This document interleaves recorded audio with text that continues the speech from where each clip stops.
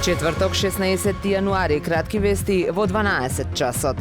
Голема е веројатноста од Климештани до Охрид пред летото да се вози по двете ленти, рече во телевизиско гостување директорот на јавното предпријатие за државни патишта Коце Трајановски. Истакна дека на автопатот Кичево Охрид оваа сезона веднаш по одморите веќе се гледа голема раздвиженост. Додаде дека целиот проект долги години бил оставен на забот на времето. Наместо да има тунели и галерии, оставени се косини со многу дерми кои подолг период беа оставени на дожд и мраз, вели Трајановски.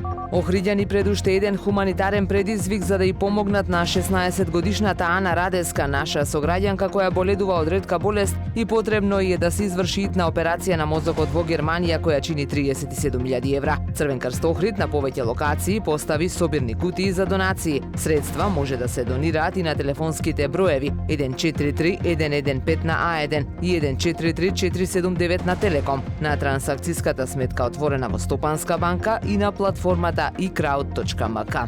По повод празнувањето на големиот празник Богојавление Водици во сабота во храмот Свети Никола Геракомија ќе биде отслужена утрена богослужба и голем богојавленски водосвет. На денот на празникот во недела богослужби ќе има во сите парохиски цркви во Охрид. Светиот крст во водите на Охридското езеро ќе биде положен во 10 часот, а годинава за прв пат чинот ќе го изведе архиепископот Охридски и македонски господин Стефан. Истиот ден на Сараиште ќе биде организирано групно крштевање. Инаку во сите парохиски цркви во Охрид тече пријавувањето на капачите. Досега се пријавени над 800 капачи, а покрај од Охрид ги има и од другите македонски градови.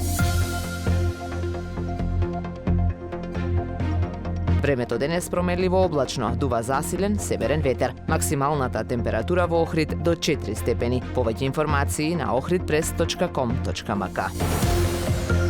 Уредник и водител на вестите Даниела Спасик. Технички реализатор Реджеп Селман.